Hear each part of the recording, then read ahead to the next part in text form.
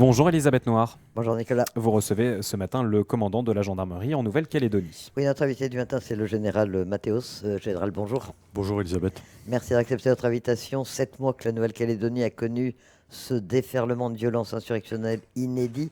Aujourd'hui, 7 mois après, comment est-ce qu'on peut qualifier la situation? Est-ce que c'est un timide retour à la normale? Est-ce qu'on a repris le contrôle? Est-ce que l'ordre est complètement rétabli ou non? Oui, alors je crois que 7 mois après, effectivement, nous pouvons faire un bilan qui est globalement positif, puisque l'ordre républicain est rétabli sur tout le territoire. Ça, je peux vous le dire. Partout, aujourd'hui, la liberté de circulation est assurée. Il y a encore quelques difficultés, vous le savez, sur la route qui traverse la tribu de Saint-Louis, des difficultés qui sont mineures par rapport à ce qu'on a connu. Dont je ne renie pas l'existence de ces difficultés. Elles sont réelles, mais par rapport à ce qu'on a connu, elles sont mineures dans la mesure où on ne tire plus sur les gendarmes, dans la mesure où il n'y a plus de carjacking. Mais partout ailleurs, l'ordre républicain règne de manière comment dire, globale, systématique, et puis avec une vraie détermination, parce que c'est bien la ligne de conduite que m'a fixé le haut-commissaire de la République, de maintenir, de vraiment durcir l'ordre républicain partout sur le territoire à l'approche des fêtes de fin d'année. Alors, vous parlez bien sûr de la situation au Mont d'Or et on est obligé d'en parler. Les horaires du verrou ont été assouplis. On ne circule pas encore complètement normalement sur la RP1. Combien de temps ce dispositif va-t-il être maintenu? Est-ce qu'un jour, les Mondoriens pourront circuler normalement? Alors, je l'espère. En tout cas, nous y travaillons. Je peux vous dire que nous sommes, nous, déterminés, les gendarmes, à assurer la sécurité des usagers de la route. Nous avons un dispositif qui est conséquent avec des blindés, 300 gendarmes qui sont chargés exclusivement d'assurer la sécurité des usagers de la route. C'est le prix à payer pour leur sécurité. Nous payons ce prix qui n'est pas neutre. J'espère que la situation va s'améliorer. Ce que je peux vous dire, c'est que nous faisons tout ce qui est possible, à la fois du point de vue judiciaire, en continuant sous l'autorité du procureur public à aller interpeller les quelques personnes qui commettent encore des troubles à l'ordre public dans la tribu et sur la route, et puis en travaillant avec les coutumiers, parce que, je le souligne aussi, la tribu de Saint-Louis, c'est principalement des gens qui veulent vivre normalement, et ça j'assume complètement de pouvoir le dire.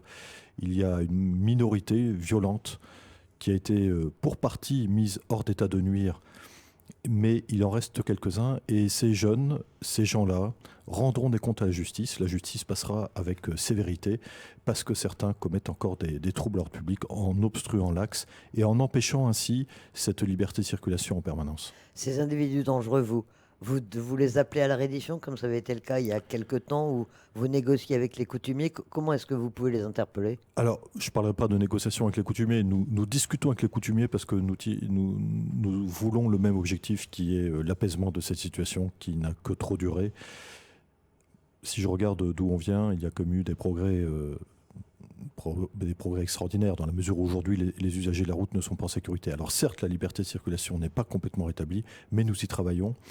Et évidemment, j'invite ces jeunes, ces personnes qui commettent encore des désordres la nuit, qui empêchent la réouverture de cet axe, à se rendre à la gendarmerie. De toute façon, ils auront des comptes à rendre à la justice. Dernièrement, la semaine dernière, nous avons pu interpeller, dans une tribu du Sud, une des personnes que nous recherchons activement.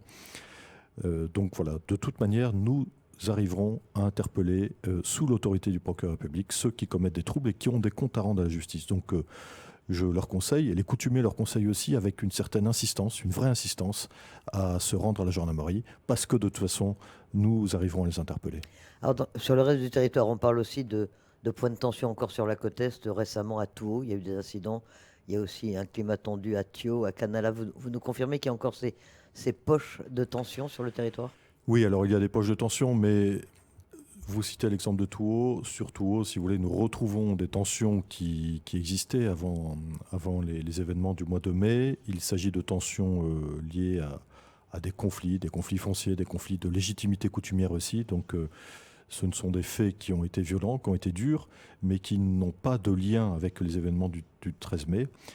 En revanche, sur les mines, la situation est peut-être un peu compliquée encore, notamment à Thio, où effectivement la SLN n'a pas pu encore réinvestir ces terrains. Voilà, pareil, nous y travaillons, ça fait partie des choses qui avancent et qui ont bien avancé, si encore une fois on regarde d'où nous sommes partis. Alors d'ailleurs, preuve de Normalisation progressive de la situation, le couvre-feu a été levé au début du mois sur l'ensemble du territoire. C'était la bonne décision, ça ne vous semblait plus justifié l'existence de ce couvre-feu? Oui, bien sûr. Alors, c'est une décision que Monsieur le Commissaire de la République a pu prendre en toute connaissance de cause, bien sûr. Et je crois qu'il y avait une demande de la population calédonienne pour ce retour à la normale. C'est important aussi que ce couvre-feu puisse être instauré lors de troubles et que quand ces troubles disparaissent, le couvre-feu soit levé. C'est une mesure d'exception dans un état de droit. Ce couvre-feu n'a pas vocation à s'installer, à durer trop. Ça s'est traduit par un renforcement conséquent de notre dispositif la nuit, effectivement, pour éviter que les troupes prennent la nuit. La gendarmerie a été, on le sait, a été la cible de souvent des insurgés, des contacts un peu difficiles à l'intérieur. Aujourd'hui, vous en êtes où? Est-ce que la gendarmerie a pu reprendre contact avec les populations partout sur le territoire? Oui, c'est un objectif que j'ai fixé. Nous devons contrôler le terrain, nous devons empêcher la délinquance. Et nous devons aussi reprendre contact avec la population, et je veux dire avec toute la population, c'est notre devoir. Nous sommes ici, nous, les gendarmes, pour protéger toutes les populations, et la protection des populations, ça passe bien évidemment par les contacts que nous devons entretenir partout, au nord, au sud, à l'ouest, à l'est, et puis sur les îles aussi. C'est une mission de la gendarmerie de maintenir en permanence un contact bienveillant avec la population. Mais alors, il y a quand même une question qui se pose, que sont devenus les 10 à 12 000 insurgés? Les chiffres sont difficiles à évaluer, bien sûr, dont on a parlé, qui se sont manifestés il y a 7 mois. Ils sont rentrés chez eux, ils se sont rangés, ils sont toujours en activité. Est-ce qu'il y a un risque de reprise des exactions? Alors, ceux qu'ils sont devenus, ils ne sont pas tous en prison, bien sûr. Beaucoup ont été interpellés et ont déjà dû rendre des comptes à la justice. La justice a été sévère vis-à-vis de ces insurgés. Et beaucoup vont encore rendre des comptes. Nous avons encore un stock important d'enquêtes que nous conduisons à un rythme élevé avec des renforts importants. Parce que dans les renforts, je n'ai pas que des escadrons, j'ai aussi des renforts en police judiciaire et en GIGN. En police judiciaire pour conduire les enquêtes et en GIGN pour aller interpeller les auteurs des infractions. Et donc nous continuons à interpeller et nous avons pratiqué plus de 2500 interpellations depuis le 13 mai, interpellations qui concernent les insurgés. Et j'ai encore un stock important de pilleurs, d'insurgés, de personnes violentes à interpeller. Alors, on parle d'une recrudescence des actes de cambriolage ces derniers temps. C'est lié à ces événements ou c'est la délinquance ordinaire, entre guillemets, de la Nouvelle-Calédonie? Alors, je crois qu'il y a un mélange de deux phénomènes. Il y a une reprise effectivement d'une délinquance que nous ne voyions plus avant, c'est-à-dire les cambriolages qui ont très très fortement augmenté dans le Grand Nouméa principalement, des faits de braconnage aussi. Je crois effectivement que c'est le mélange d'une délinquance malheureusement qui devenait habituelle.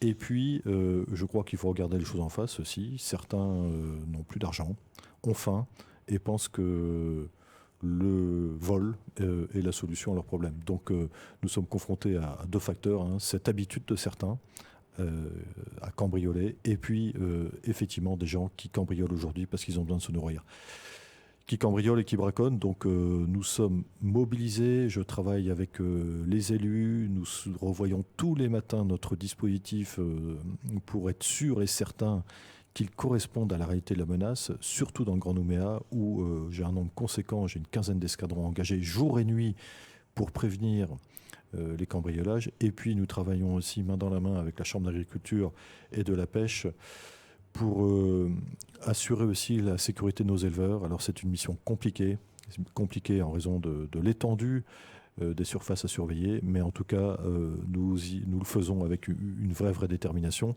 Cette semaine, la brigade de -12 sera inaugurée officiellement. Elle est déjà à pied d'œuvre depuis quelques semaines. Et cette brigade se consacre exclusivement à la protection de nos éleveurs dans le cœur du pays. Est-ce que vous disposez de suffisamment de force aujourd'hui? Il y a eu, on le sait, un pic au moment du week-end du 24 septembre. Depuis, où en êtes-vous? Est-ce que vous allez garder suffisamment d'effectifs dans les semaines, dans les mois qui viennent? Oui, nous gardons les effectifs nécessaires pour répondre à la situation de paix, certes, de paix qui mérite tous les jours d'être confirmée, et elle est confirmée par notre présence.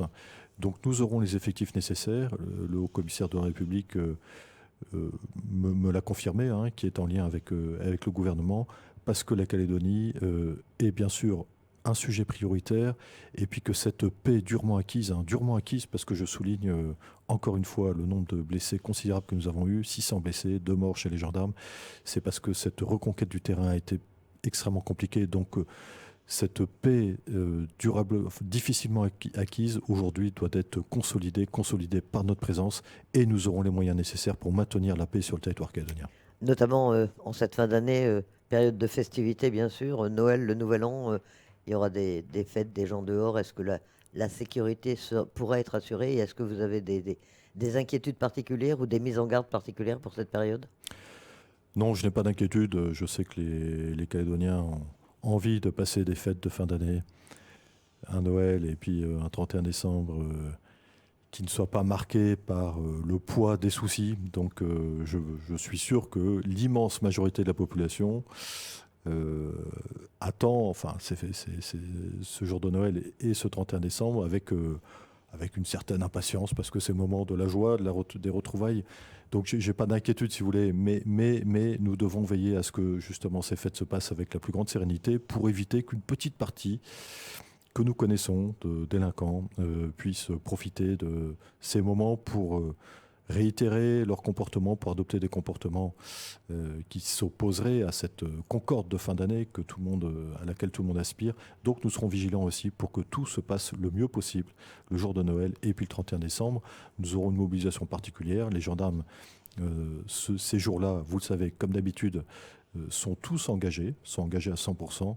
Donc nous serons engagés à 100%.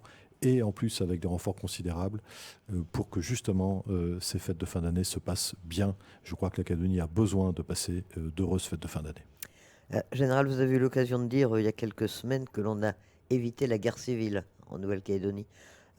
Avec le recul, quel bilan est-ce que vous faites 7 mois après de ce phénomène auquel a été confrontée la Nouvelle-Calédonie? On a pu l'analyser un peu plus. Qu'est-ce qu'il en ressort aujourd'hui? Oui, je crois effectivement que si on regarde les choses avec le recul que nous permettent ces 7 mois, nous avons été confrontés à une violence extrême. J'ai parlé de rage, je crois, la dernière fois que je m'exprimais chez vous, ce terme est vraiment légitime.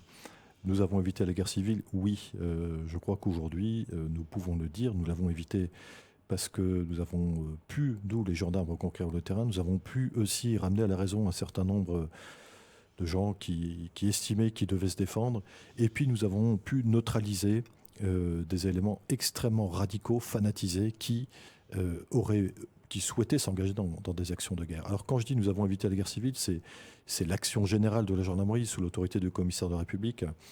Dans la manœuvre qui a été conduite, c'est aussi cette neutralisation judiciaire sous l'autorité du procureur public. Et puis c'est aussi, je veux le souligner, les initiatives des gendarmes.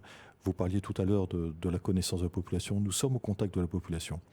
Et je crois que cette connaissance fine, très fine, familiale de la gendarmerie et de la population a permis dans bien des situations de sauver la paix, parce que les gendarmes ont été un moment, les juges de paix, ont pu rassembler. J'ai souvenir de rassemblements dans des brigades où les gendarmes ont invité, mais avec une vraie insistance, les uns les autres à vivre en paix et à s'accorder. Donc vous voyez, effectivement, je crois que la paix était menacée, et nous avons pu, par ces actions, à la fois centralisées, par cette action de rétablissement de l'ordre, mais aussi par cette action judiciaire et cette action de dialogue partout sur le territoire, à éviter le pire.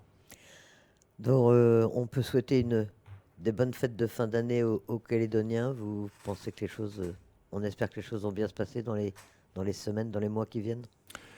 Oui, moi je veux être résolument optimiste. Je connais bien donc, les Calédoniens que je suis chargé de protéger, de défendre, et je connais leur résilience, je connais aussi leur volonté, leur vitalité, leur volonté de dépasser ce qui a pu se produire au cours des derniers mois, cette crise extrêmement violente. Donc moi j'ai confiance dans la population calédonienne, j'ai confiance bien sûr dans mes gendarmes, les gendarmes mobiles, les gendarmes territoriaux, pour que dorénavant l'horizon soit plus clair. Voilà, donc je veux être optimiste, et je crois que je peux raisonnablement être optimiste sur l'avenir de ce territoire en matière de paix. Général Mathéos, merci d'accepter notre invitation. Je vous en prie. Merci à vous.